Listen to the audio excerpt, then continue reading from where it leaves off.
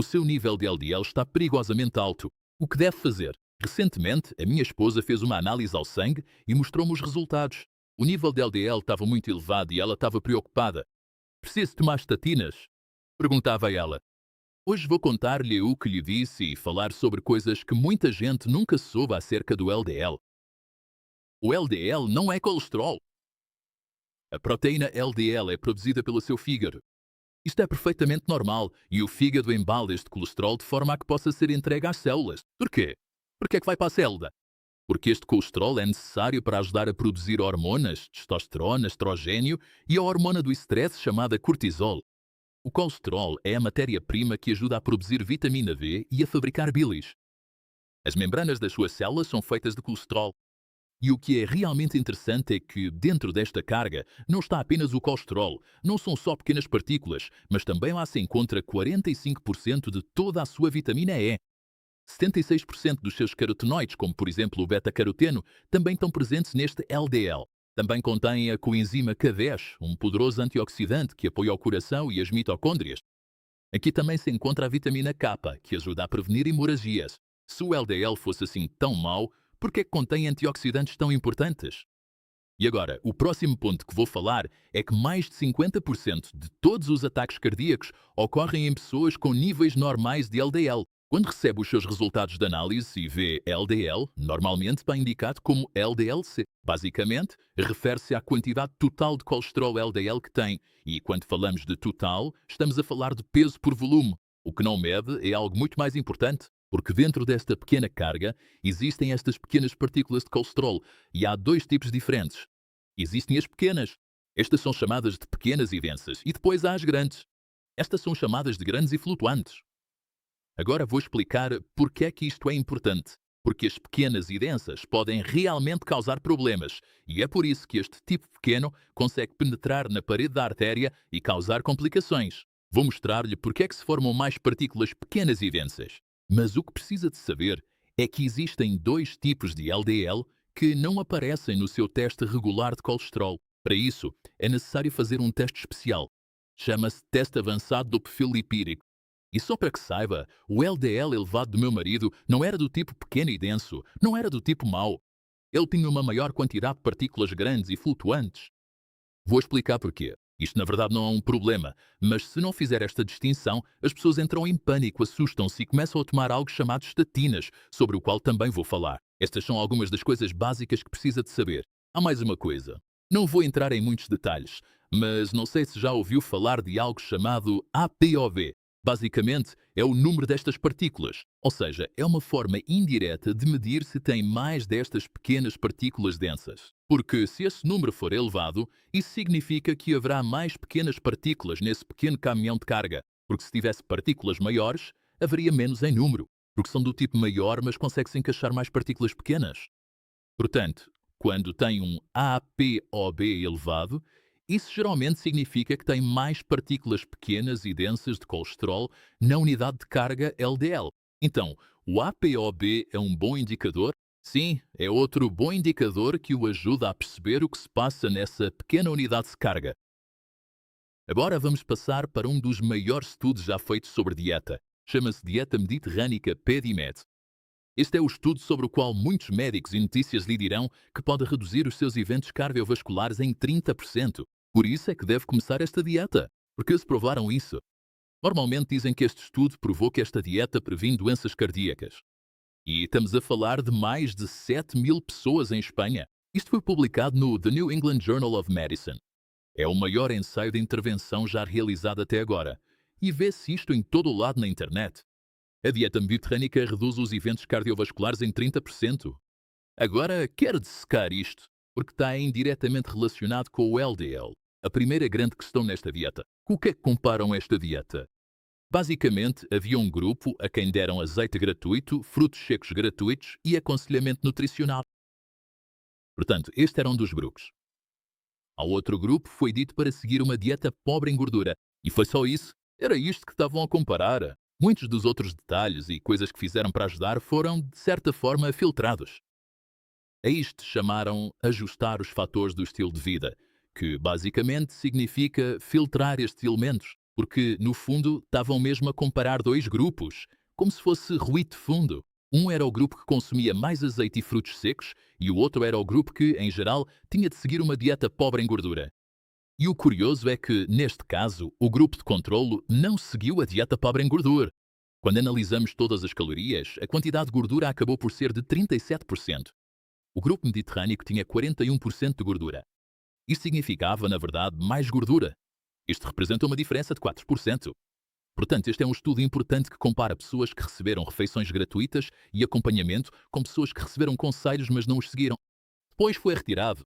Em 2018, o The New England Journal of Medicine retirou o estudo, porque 21% dos participantes não tinham sido devidamente selecionados de forma aleatória. Num dos locais, todo o grupo foi atribuído à mesma dieta em vez de individualmente. Foi republicado para reanalisar os dados, mas já não podia ser chamado de ensaio devidamente randomizado. E é por isso que isto é importante, porque os estudos que ajustam os fatores de estilo de vida estão, na verdade, a eliminar coisas que podem causar doenças. Porque o verdadeiro problema é que, num estudo sobre dietas, não se pode fazer duplo cego com as pessoas, porque toda a gente sabe o que vai comer. Vai estar à sua frente. Por isso, o sistema de ensaios controlados aleatórios não foi concebido para dietas ou alimentos, porque há variáveis a mais. E por outro lado, a próxima coisa sobre esta dieta de que queria falar era a alegação de que reduz os eventos cardiovasculares em 30%. Agora, se alguém lhe dissesse isto, olharia para ele e diria: "Uau, vai reduzir os meus ataques cardíacos em quase um terço." O que vai pensar? Vou começar esta dieta. Faz sentido, mas na verdade não é isso que significa. Imagina duas turmas, está bem?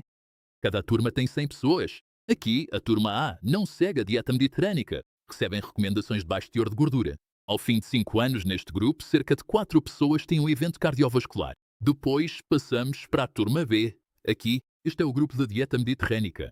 Ao fim de 5 anos, cerca de 3 pessoas têm um evento cardiovascular. Menos uma pessoa em cada 100. Isto chama-se redução do risco absoluto. Comparamos 4 pessoas deste lado com 3 pessoas do outro lado. O risco relativo é analisar a diferença entre o grupo de controlo ou o grupo placebo e o grupo realmente testado, seja uma dieta, um medicamento ou outra coisa qualquer. Se olharmos para o risco absoluto neste estudo, vemos que aqueles 30% de risco relativo caem para pouco mais de 1%. Uma em cada 100 pessoas irá beneficiar desta dieta, e estamos apenas a falar de adicionar mais azeite e frutos secos, comparado com seguir uma dieta pobre em gordura.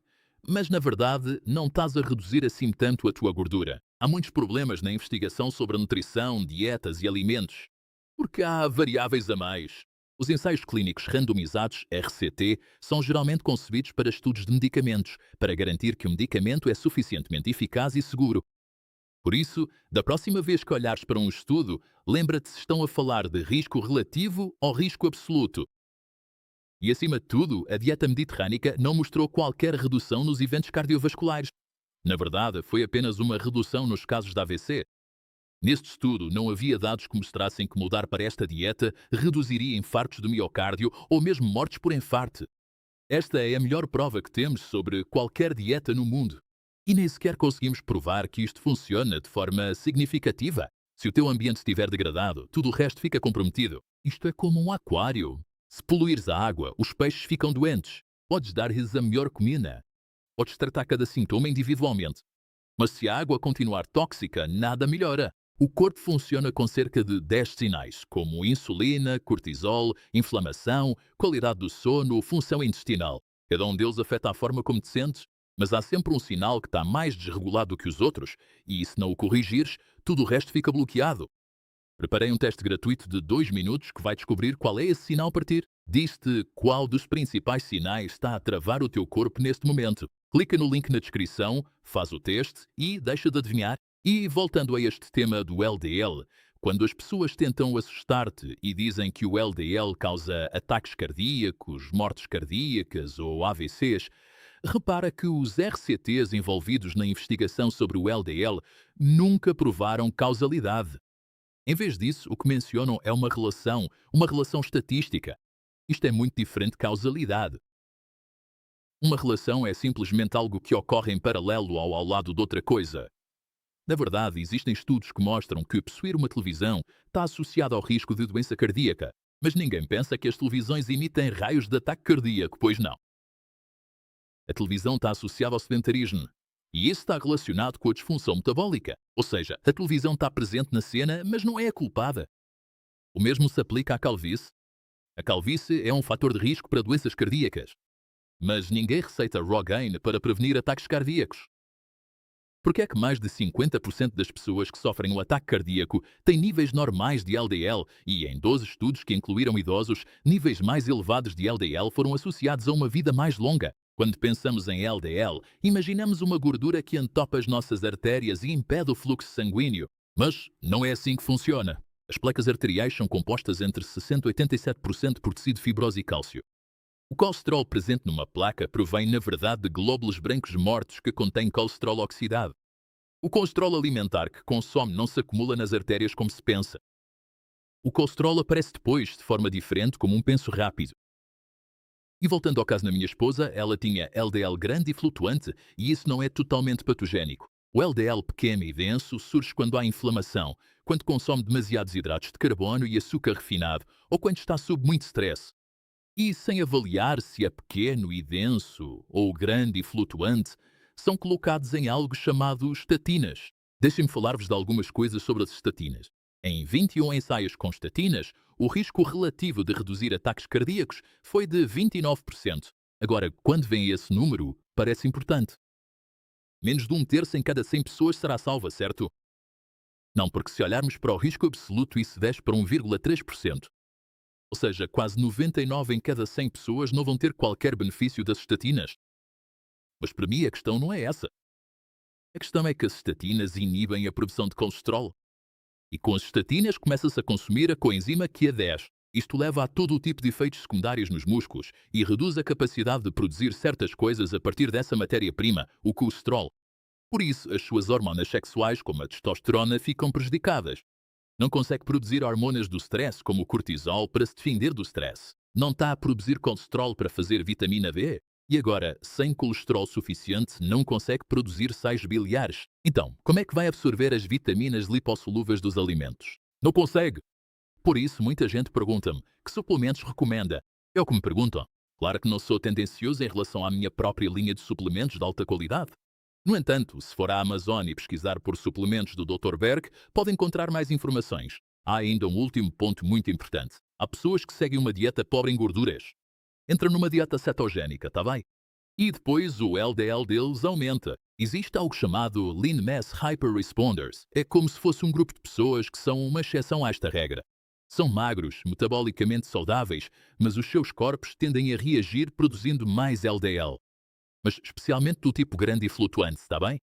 Por isso, é necessário fazer um teste de perfil lipídico avançado. No entanto, estes Lean Mass Hyperresponders geralmente têm triglicéridos normais e, além disso, espero que compreendam as grandes limitações dos ensaios controlados randomizados, a diferença entre risco relativo e absoluto e que relação ou correlação não significa causalidade. E o mais importante, que é praticamente impossível fazer um estudo sobre uma dieta, que é quase impossível usar realmente o sistema que a medicina utiliza para perceber se uma dieta é boa ou má para uma pessoa. Por isso, acho importante experimentar diferentes dietas para ver o que funciona para si, até que eles consigam resolver esta questão. Pessoalmente, sigo uma versão saudável de uma dieta cetogénica, e se não estiver a fazer esta dieta, pode saber mais sobre ela aqui. Dê uma vista de olhos.